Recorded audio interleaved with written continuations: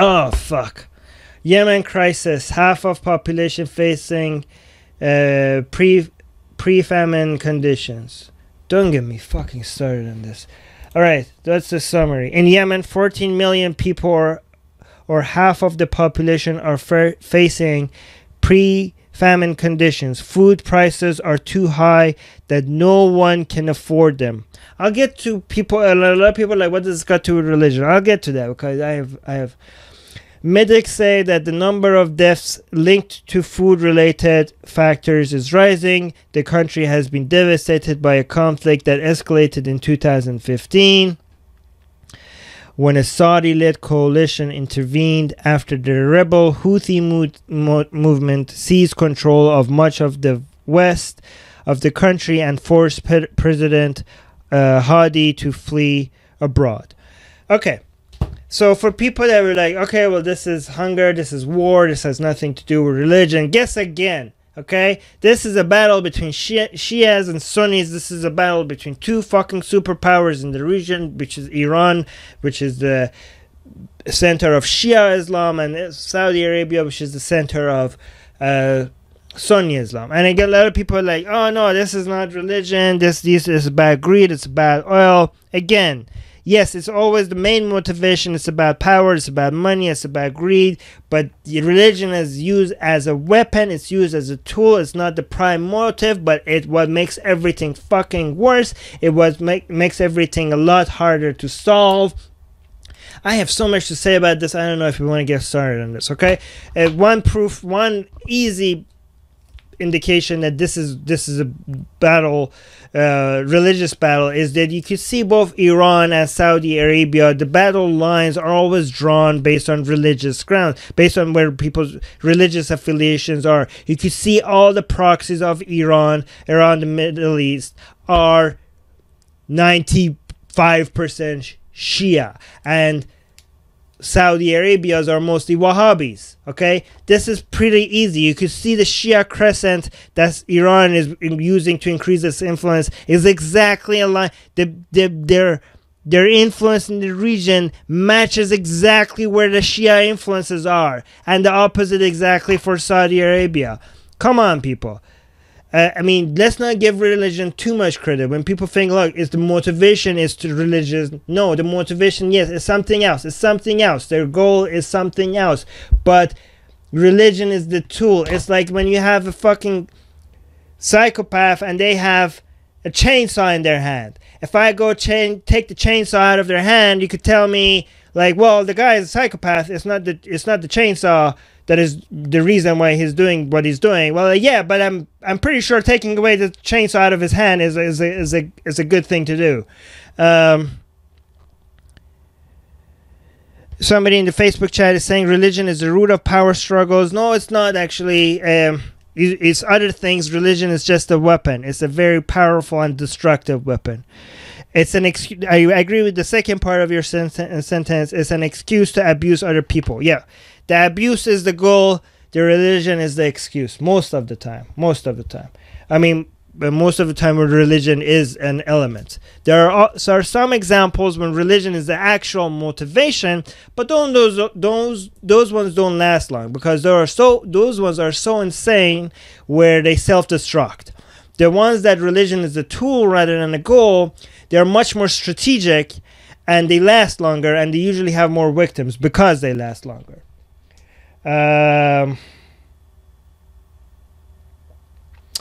Daniel saying you should have more Freedom Foundation on your show. He knows a lot about the Yemen situation. Please go ahead and connect to us on Twitter. I would love for you to introduce people that would be good to bring this. By the way, just to point out, this war in Yemen is funded and supported by Saudi, by United States, by the UK, by France. I mean, I don't want to take away from how big of a crime the Saudis are doing. The main people that are responsible for this crime that is not being talked about as much as is needed. This is the greatest human human crisis right now as we speak in our world, and is not being addressed at all, nearly as much as it should be. And the main criminal in this, the main people that are causing this, are the Saudi government. It is Mohammed bin Salman. So I don't want to take away from the fact that they are the main criminals here, when I also tell you that the other criminals in this are the Iranian government, is the US government, is the British government, and it's the French government, and a whole bunch of the Greek government, and everybody else that is fucking supporting this. And this is not a conspiracy. This is pretty obvious. When you say this is because of arms deals, a lot of people think this is a conspiracy. This is so obvious that, I mean, they're not even shy about saying that it's about that anymore. People are like, yeah, this is a problem, but hey, we're making shitload of money. I mean, this seems like so cliche to say it's about the money, but this one is this is so obvious about the money. This is not a conspiracy theory. This is so obviously out there. I mean, even the only silver lining about having Trump as president is he's so stupid that he says it out loud. Like, Obama supported this war as well, okay? Trump increased the support for this war, which is fucking insane. But he said it. He's like, hey, I mean, when they killed that journalist, now people are starting paying attention, because that one journalist apparently is more important than 14 fucking million people that are dying from starvation. But I mean, not that his death didn't matter. Obviously, he shouldn't have been killed. But now some people are paying attention. But Trump said, like, hey, we can't. It's fucking shady, but hey, we're making money from this arms deal. So he actually fucking said it. He said it. What other presidents wouldn't. And people still don't. I mean, the fact that he says it and there are not people in the streets saying this. You know why? Another reason why nobody talks about this war, I mean, not nobody, but a lot of people don't talk about this war, is because nobody gives a shit about Yemeni people. They have no oil. They are poor. Even the ones that Iran talks about it a lot, but they have their own fucking agenda. That's why they're talking about it, because they're like, my God. But it's Muslim on Muslims, so Muslims cannot come cry on prosecution, so that doesn't serve their interests. It's the only people that talk about it are Shias, that anti-Sunni Shias, which includes Iran. Those are the only Muslims that are talking about this. It doesn't serve anti-Muslim people to talk about this, because the victims are also Muslim. Nobody gives a shit about Yemeni people. No, I mean, not nobody, again. Not enough people care about Yemeni people. Not enough people care about these Yemeni people for the simple fact that they're human. They have to somehow align with your narrative. They have to be, either being oppressed by Muslims, or now it serves someone's interest to talk about it, or Muslims oppressing somebody, now it serves someone's interest to talk about it, or it has to be geopolitically strategic in some way. That's why Iran is the only one that is bringing attention to these crimes. Again, not enough people talk about it for the fact that these are our fellow human beings. Right. Let's go to top comments on Facebook. John is saying, I'm sure that Saudi Arabia will help them. Oh, wait. I mean, don't wait on fucking Saudi Arabia, people.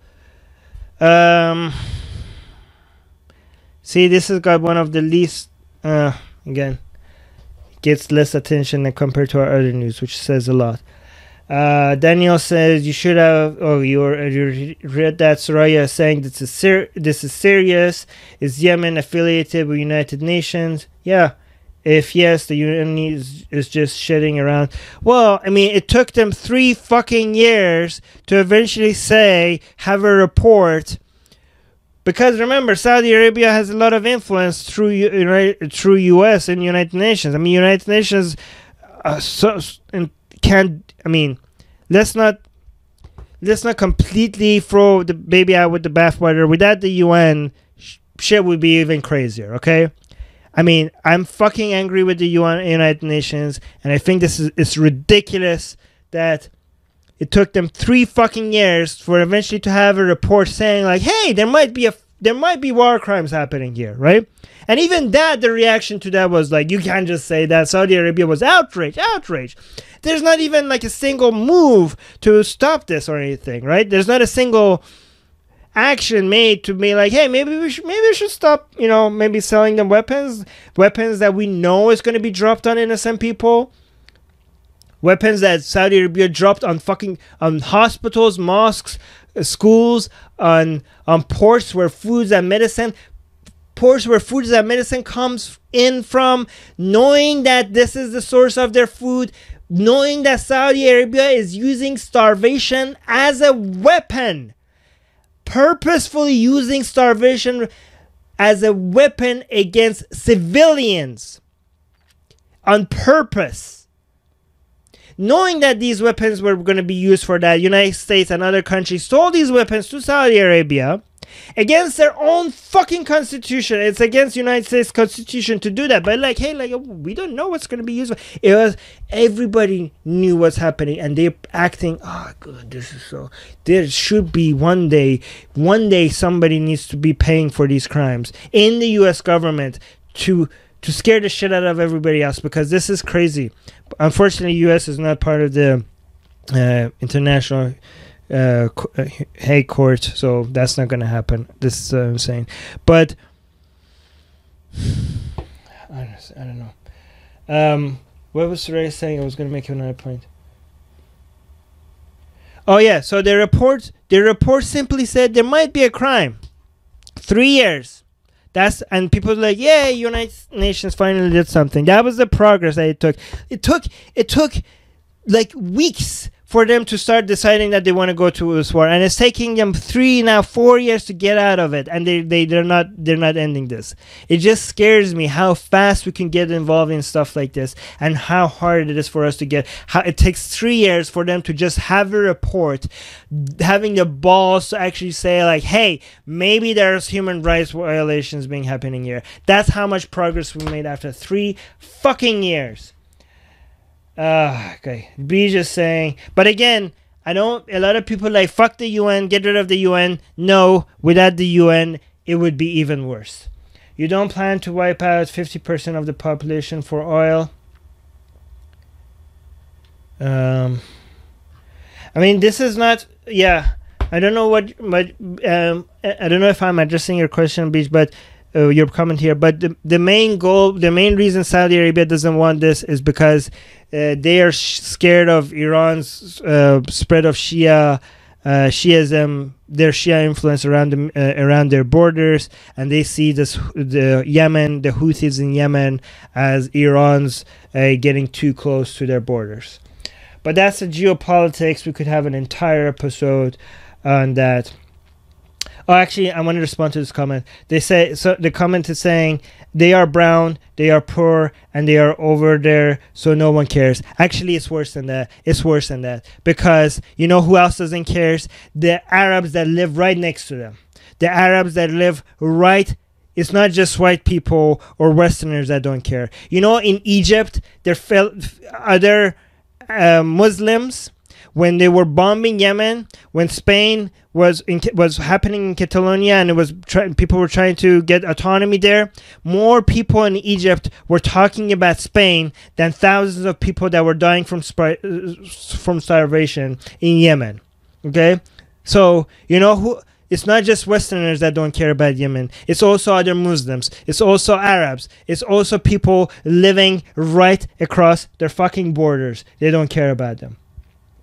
B just saying, you mentioned the one comment about it being about oil. That is what the reply was about. I'm saying, no, sorry if it wasn't clear. I'm saying one reason why a lot of people don't care is because they don't even have oil. If they had oil, maybe they would, geopolitically, more people would be talking about it, you know, like it was Iraq, or if it was closer to Israel, for example, like in Syria. Like, not that those wars are being talked about enough, because the war in Syria, that war, for example, wasn't talked about enough at all. There should have been more people should have been paying attention to that. But even compared to that, less people talk about Yemen, even though it's the greatest humanitarian crisis of our time. Atheist Republic's mission is to give atheists around the world a louder voice. In order for us to be able to continue the Atheist Republic, we need your help. If we reach 100 patrons, we'll finally be able to afford all our costs. Help us get there.